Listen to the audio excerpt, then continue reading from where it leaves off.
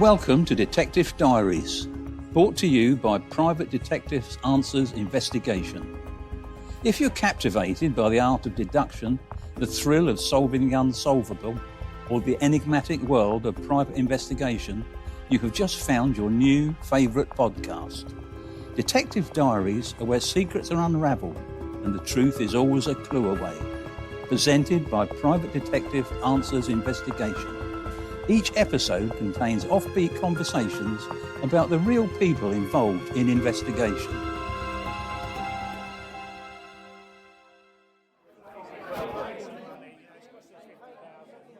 Hey Harry, how are we doing?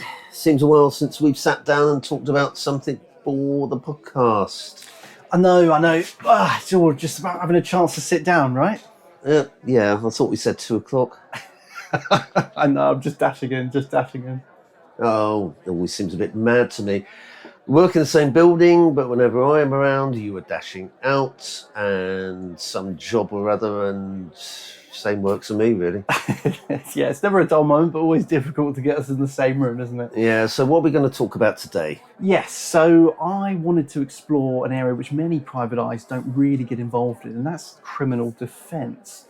So for basically people accused of a crime. I know you've got probably quite a few stories and anecdotes. Oh, wow, yeah, that's an aspect I really enjoy. It is so often methodical and very detail-ridden. Legal representation of the person's barrister will deal with the routine legal aspects, but where we excel is finding the odd angles of evidence that support the accused account of things. I mean, not explain that very well, but our job is to make sure that the facts that the defence lawyer is arguing with are solid, or poke holes in them if they aren't.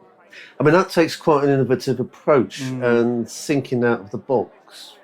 Yeah, it's a very holistic approach, isn't it, to cases, thinking of all the variables and some variables that perhaps even the legal representation have a thought of yet. There's unseen points which we can explore and hopefully turn into tangible evidence. Yeah, okay, but before we get into this, I'd like to make something very clear for people who are listening. You watch any crime drama, I mean, I watch them, and inevitably the private eye is going to stumble across the corpse, probably tripping over it, but that's drama. And the perpetrator, obviously, is going to confess right at the very end. But real-life investigative work simply doesn't happen that way. I mean, take the UK, for example. Last year, there were just 535 homicides in the country from a population of nearly 70 million. I mean, you can do the maths. The chances of one person being involved in a big crime like that are minimal. I mean, of that 535, for example, only 130 were unsolved. It's a really, really small chance that you are going to trip over the corpse, whether you are a private eye or not. What is our reality is the multitude of non-violent crimes of which people are accused, and often without a viable defence. That's where we come in. I mean, as a company, we're not restricted to the UK. We've handled cases in Britain. We've also worked for people accused abroad, in Spain, in Morocco, Romania, and elsewhere. So go on then, time for an anecdote. What's a case you and your colleagues have been involved in? Oh, absolutely, but no names involved. Sure. Although the case did make the BBC News, which is why I can't sort of name too many people. But okay, here goes. Bit of background first. You've got 3 lads who spend a week on holiday in Spain. They stay in an apartment which is owned by one of their mothers. They're good lads, not troublemakers, grown up together. A week enjoying the sun, they spent a lot of time on the local bar strip and became well known in one of the local bars. On the last night of their holiday, they go out for the evening, return by taxi to their apartment. On the same night, 2 people were allegedly stabbed in a bar 300 metres away from where they'd been. When leaving the next day to return to the UK, 2 of them get themselves arrested at the airport on a charge of attempted murder. That had come about as a result of a witness identification. The witness had pointed them out from behind one-way glass. Their friend was allowed to return home to the UK. Now, the Spanish judicial system allows a person arrested for serious crime to be imprisoned without charge for up to 4 years. 5 bail hearings were refused, and both of the lads remained in prison, and it was not pleasant. Spanish prisons are not a place you would wish to be incarcerated, if anywhere. The only evidence in support of their innocence that they could present was their own statements and those of their friend, together with a digital camera, the photographs of which, while not placing them elsewhere at the time of the incident, did support all their statements about their movements beforehand. Repeated bail applications were refused, and they were left in the discomfort of the nearby prison. We were asked to investigate with a view to obtaining evidence that would support the account of their movements. A number of people will be able to give an independent account of their own interaction with the boys. We were asked to investigate, that answers investigation, with a view to obtaining evidence that would support their account of their movements. A number of people would be able to give an independent account of their own interaction with the boys, notwithstanding the small matter of identifying them, locating them, and interviewing them. I mean the witnesses involved. A lot of research was conducted from the UK, looking at the bars concerned, the area, people, including the alleged victims, and the potential for exploring new evidence. The defence was straightforward but very difficult to substantiate. Simply, they had not visited the bar where the incident occurred at all, did not meet the victims or have anything to do with a former incident whereby customers had been allegedly ejected from that bar for taking cocaine in the toilets, or the alleged return of those customers for revenge, which is what they were accused of being. Conscious I'm not explaining this over well, but I'll try. They also did not own or rent the Black Seat Leon, which was seen and allegedly being used to make a getaway, having been damaged in the process. Well, that's quite a significant matter. I mean, how was the car supposedly damaged? Well, one of the witnesses to the crime claims to have thrown a bar stool at it, breaking the rear window. I mean, it all sounds very dramatic. It sounds like a crime drama now. But at the time of the crime, our boys, our lads, they were at home in their own apartment, which belonged to one of their parents. Having researched and met with a number of witnesses in the UK who had been in the area and at locations, we began to build a timeline for not only the accused, but also their friend and the victims, in order to substantiate their own account of their movements before and after the incident. 3 of us visited the area, which enabled other evidence to be substantiated. We identified from research further witnesses as a result of local inquiries there. More witness statements were obtained. I think we took 13 in 3 days. Right. And other leads gained, which would identify further witnesses who had since returned to the UK. Bear in mind, this is very much a holiday area. Right. A lot of the people there have been British, and of course they've gone home, after the first time. One of our first actions was to interview the friend who had been on holiday, the one who had not been arrested.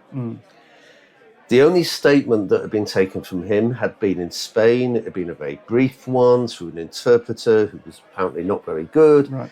While he was there in Spain, he was able to give an account to us where one of the accused had been at the time of the incident, which helped us to build, together with statements of other witnesses from whom we had researched, identified, located, interviewed.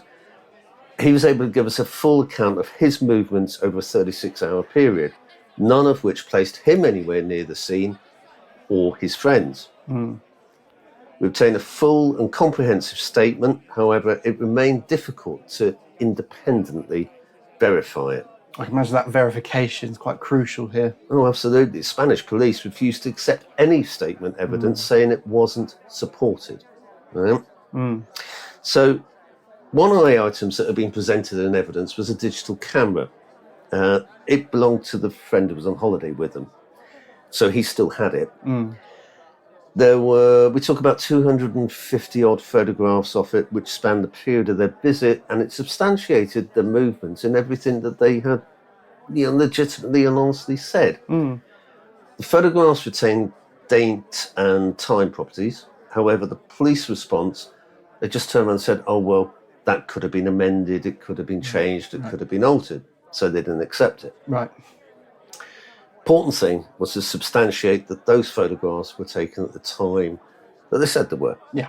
So combining examination of the camera with visits to the locations, we were able to produce calculations that substantiated that time and date properties, verified the times and the dates on the pictures, and therefore made it admissible.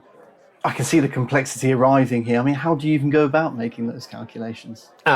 Okay, now you are really taxing my ability to explain something, but I'll try to explain it simply. Right, before we travelled to Spain, we had a download for the digital camera and we extracted all the time and date properties. When I happened to be doing some computer forensic work with a colleague on another issue, who handles all our computer forensics, he's got a very analytical brain. And he showed me access to a website that can produce shadow calculations. Okay. Essentially, it is this. If, and this is where I'll try to put this simply, if, say, you have object A that is 2 meters tall in the sun at, say, 11 a.m. local time on the 15th of July, at a set coordinate, latitude and longitude, the shadow will be, say, 1 meter tall. Okay, got it? Right.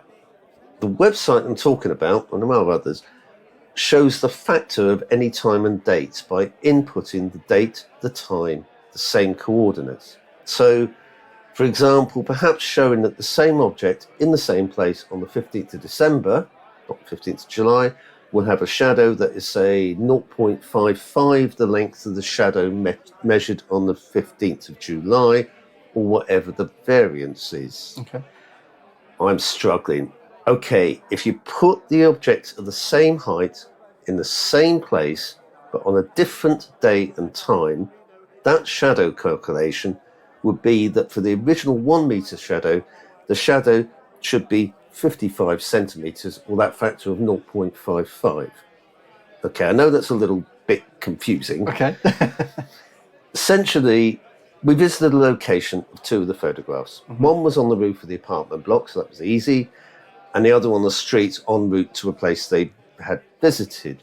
One of the photographs on the roof had been of the lad who wasn't arrested, so we knew his exact height. Well, we measured his exact height, and could then measure the shadow of something of the same height, noting the date and time when we took a reconstructive photograph. Right. The other was a shadow of a 3-story building. Now, to find out the height of the building, because it's 3 stories high, and you can't exactly get a tape measure out, I managed to gain access to the roof, which I won't talk about. But then, having got on top of the roof, leaned out, used a laser measure, you know, one of those red liney things. I'm with you. Yep. I'm sure it's got a technical name. But to measure the height. Yes. Okay, so using mathematics, we could assess the length of its shadow in the donor photograph. Do you remember Pythagoras? Pythagoras theorem. Okay, you know, the sum of 2 sides and so forth, and you know, having worked all that angle out, could work out how long that original shadow was, reconstructed it, compared the two, got the factor. Okay. I'm with you. You're very much explaining and demonstrating this unorthodox solution here. I mean, what does the upshot and conclusion get to then? Okay. Our calculations, I'm so proud of this, our calculations were 99.8% accurate. Excellent. Proving that the evidential photographs were taken at the time that they were said to have been done, and it could not be refuted. I'm not sure the Spanish judge quite got it, but there was a lot of supportive material that went in, and that evidence then went in at the next bail hearing. So what other evidence was there? Right, well, okay, go back. Do you remember what I was saying about inconsequential detail? I mean, so often when we take a witness statement, and we're very good at it, one of my colleagues is absolutely fantastic, he's done it for years, it's getting those little things out of somebody. Not everybody remembers a big event, it's what was happening around, and I don't know what sort of scarf somebody was wearing. They're the things that lead authenticity to anyone's testimony. The common scene you'll see in TV dramas is a suspect in an interview room, he's being interviewed by the police, he says, "Oh, I was watching television last night." immediate question that interviewer will ever commonly ask is, what was on? What was the programme on? Because it kind of substantiates if he knows it or if he doesn't know it, more importantly, because he's trying to catch him out. An incidental comment in the friend's witness statement that we took, and that took a long time, very detailed, but an incidental comment he made was that he had been talking with one of the accused in their apartment at the time of the incident, and that their other friend had been asleep, they'd heard him snoring, and the apartment was some 10 kilometres distant from the incident scene. Bear in mind, they haven't got a car, apart from this alleged Black Seat Leon, which seems to be a matter of fiction. While the friends talked, they'd been aware of the apartment TV on in the background. They weren't watching it. And while they weren't watching it, they were aware of the film that was on. And after a while, he said, I think it was that film with George Clooney, The Three Kings, that was playing. When we were in Spain, we got access to the apartment TV, got all the menu and so forth up on it, and we were able to verify what television channels that it could obtain. And with a bit of research going back over prior TV schedules, guess what? TV2, at the time they were saying, Three Kings was the programme that they had broadcast on that night. And and we could show that. It took snapshots of the screen and and the programme listings. I mean, on top of that, we also tracked down, I think it's about 13 witnesses that the authorities had failed to find or, let alone interview, and all of them corroborated the boy's story. So quite a substantial amount of work. What's the outcome then? Well, in a movie, there'd be some dramatic ending. There never is one in real life. The authorities wouldn't give way. However, with a change of lawyer, supported by our evidence and our findings, both of the accused were released from prison after what was the 7th bail hearing. They were never subjected to trial, but under Spanish law, remained on bail. It's ridiculous, for up to 4 years, and even then they can just renew it. However, eventually they were, thankfully, allowed to return to the UK. You make it seem almost straightforward. What, with that convoluted explanation? No, I don't think so. I mean, it wasn't. There was weeks of attentive work involved, turning the sparse evidence over, looking for a route. While we did visit Spain, we had to see the locus, to interview witnesses there. The intensity was demonstrated when we were there by the fact that at the end of the trip, we realised that not one of us had actually seen the sea, which was 100 metres away. Oh, seriously, we were doing like 16 hours a day on it. So heavily involved, I can imagine. Anyway, Harry, come on, you must have a tale to tell. Your turn. Do you know what, actually, I was thinking about this as we were listening to a rather wonderful story there. I remember a fairly significant case which we were involved in. We were tasked by legal counsel, essentially to assist in obtaining evidence for an accused yacht club member. It was a fairly prestigious yacht club in central London, and the accused, the male, was stated to have sexually assaulted another female member. So you can imagine quite alarming statements from the offset there. Essentially, obviously, sensitivity, utmost importance. We need to obtain the evidence, but factor in the significance of those allegations as well. So we obtained the report of the accused, essentially giving an account. Hang on a minute. Sorry. He's sexually assaulted her. I mean, without getting us X-rated. How? Yeah, we've got to keep us on air somehow by saying this. So essentially it involved the accused putting his hand underneath and between the victim's skirt, essentially placing his hand on her lower area, let's say, her crotch. So what, and this is just like a yacht club? Or? A very prestigious yacht club happening right outside the front door, and essentially involving the members there as well. Okay, was he drunk? Lots of alcohol involved. Okay, drunk and other things. All right, sorry. Anyway, sorry, you carry on. I interrupted. No, that's okay. I'll interrupt anybody. So, of course, we get this account, and the thing I should stress to listeners out there, of course, we are on the side of the accused here in the sense of we are obtaining evidence for them. You must understand it from both sides of the coin. So how do you do that? Well, we start off by going to the yacht club itself. Essentially, we go on the grounds, try and speak with managerial staff there, and it was very, very clear from the offset that the yacht club was essentially protecting itself, being quite uncooperative, not providing people to speak with, specifically, managers. We did eventually get to speak to one of the executive directors. Let me guess. It's not the club's policy. It's not the club's policy, Okay, yeah, exactly. of course, It's not our yeah. problem as well, unfortunately. So you do get a lot of that. So essentially, when we're speaking with the managerial staff, they said that they have a CCTV camera. And this was something we noted when we got the schematics of the building. You note, obviously, cameras, not necessarily on the yacht club as well. We obviously look at the opposite side of the road to see if there's any coverage, but it came down to this one camera at the yacht club. A rather convenient statement was made, essentially saying that the CCTV camera was not theirs and that it belonged to the adjacent embassy. So, of course, we need to go and speak to this embassy. I won't ask which embassy. Yes, I'm not gonna name that one. I think that'd be a little bit too on the nose. So, of course, you take this information. It wasn't the Russians, was it? Oh no, it wasn't the Russians. Okay. No, we're thankful here. Shall I stop interrupting? So we have this information in mind. Approach the embassy. Discuss the camera, and essentially that takes a bit of time. Embassies are quite secure places. I know you've had experience in working in some of them as well. Mm-hmm. It takes a little bit of time to get in and speak to the right people. Once we did, we got to speak to the head of security and explain the severity of the situation. He agreed to show us all of the camera footage from the building. As it turns out, that camera belonged to the yacht club. We had been lied to. And obviously very interesting when querying the specific camera with the club, how all the comments were made very quickly to say, it's not ours at all. So hang on a minute. So there's one camera which has got whatever happened on it. They say it's not theirs. And the embassy take you on a tour around, I guess, on the outside of the building. Absolutely. And the head of security, who I would imagine is somebody who really knows what they are doing, says, no, that's not our camera. Right, not their camera at all. Okay. And it's quite interesting because you can take the authority of that person, seeing as the embassy actually owned the building to the yacht club as well. So they had all of this information, they knew exactly what was going on, and of course, yes, we had been lied to.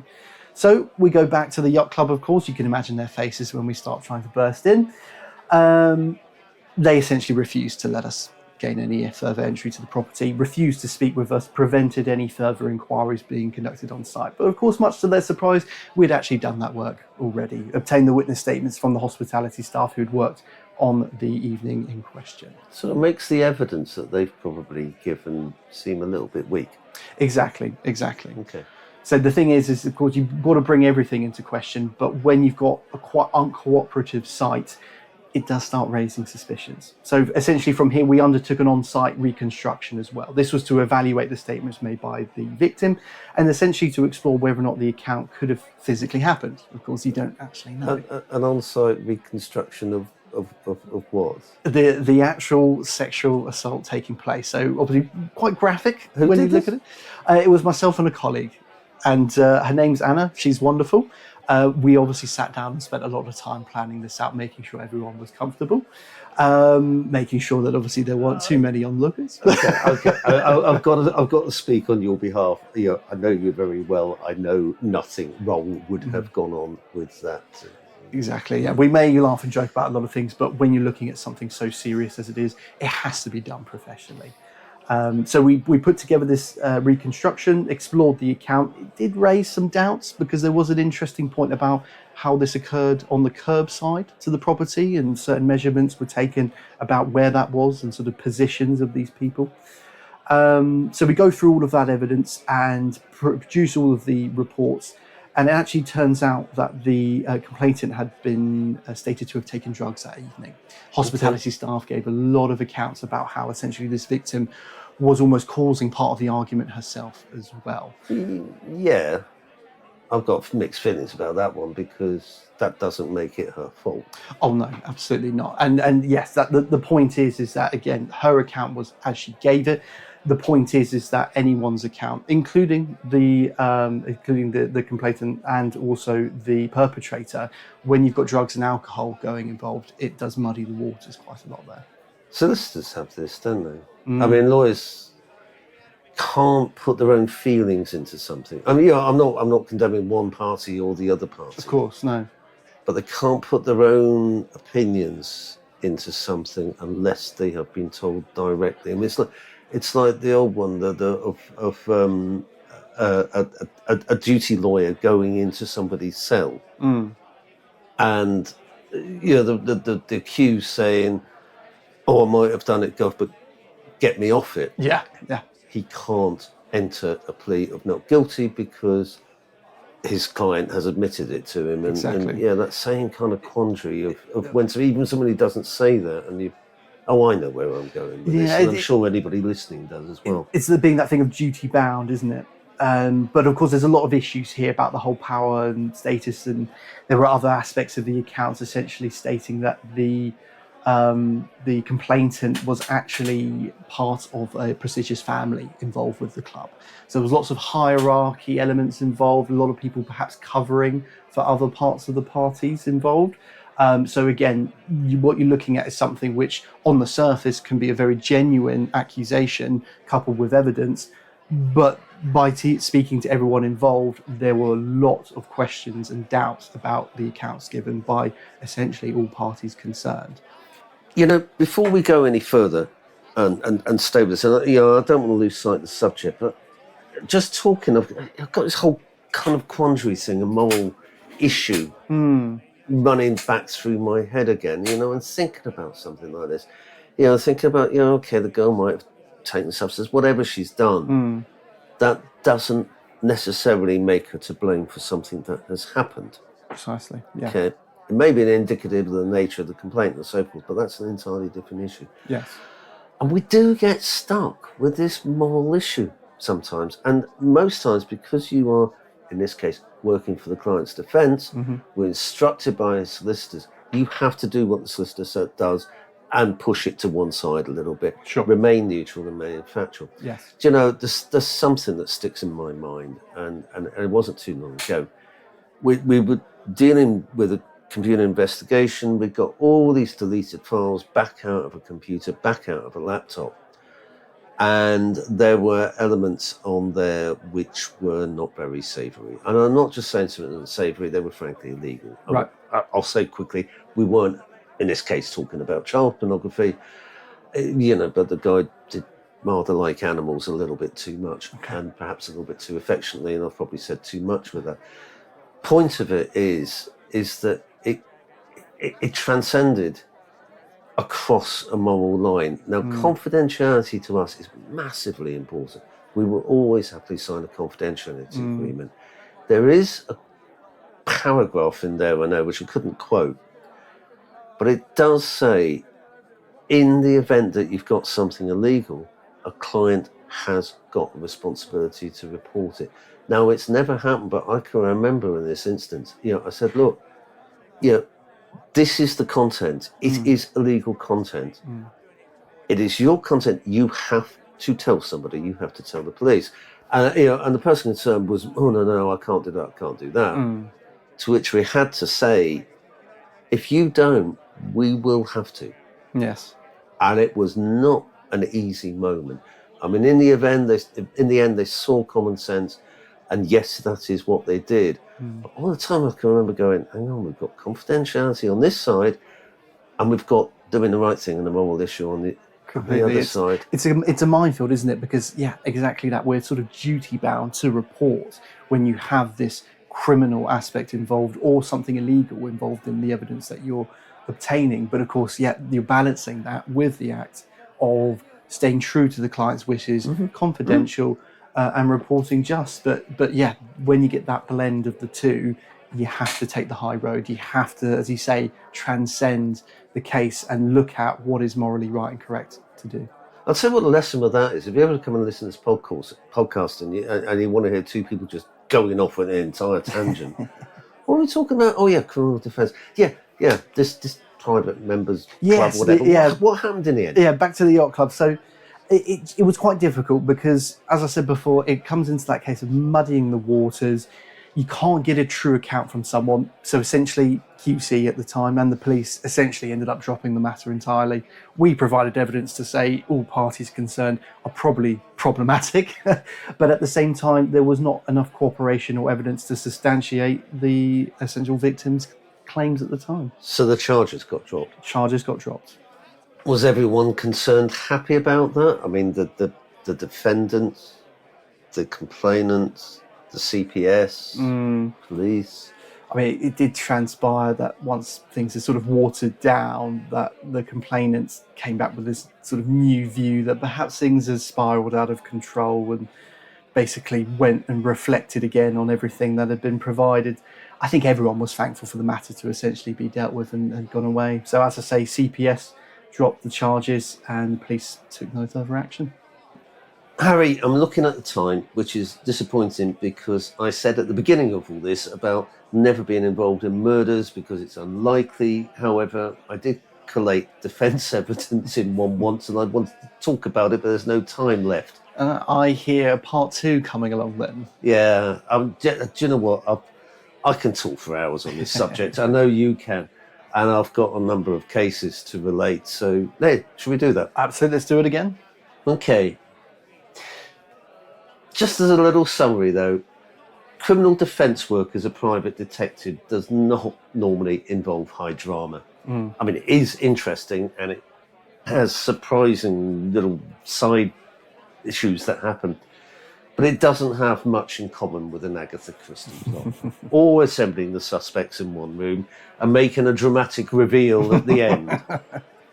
In reality, it's often days of detailed research, practical evidence proving, visiting witnesses, recording statements, using them to uncover those small aspects that may be expanded to corroborate evidence, like those calculations of how long a shadow will be, what was on television on a particular night, or even getting the witness to record it, or how long it takes to walk from A to B on a wet January day, but that's a story for another time. Or as you've described, reconstructing an event to see if it's feasible, and checking the words of a supposedly impartial witness. Exactly. It is all of those small details that culminate in the evidence that you need for a case. Right, part 2, if I can tie you down and you can tie me down.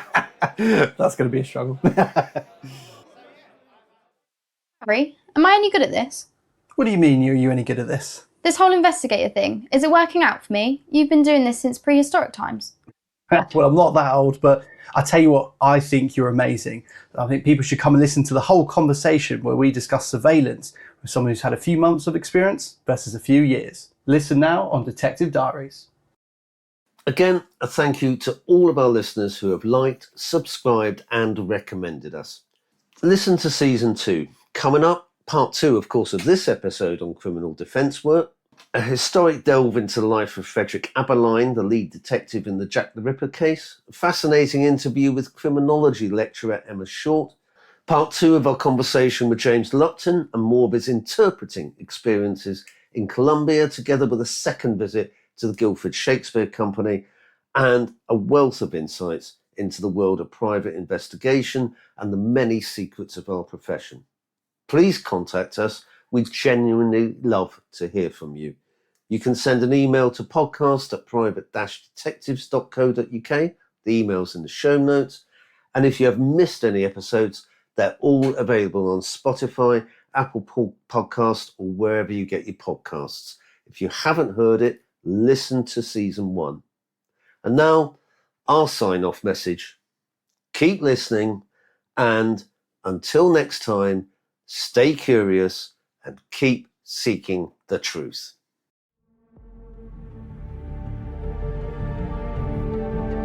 We hope you enjoyed today's podcast, brought to you by Answers Investigation and UK Fingerprint.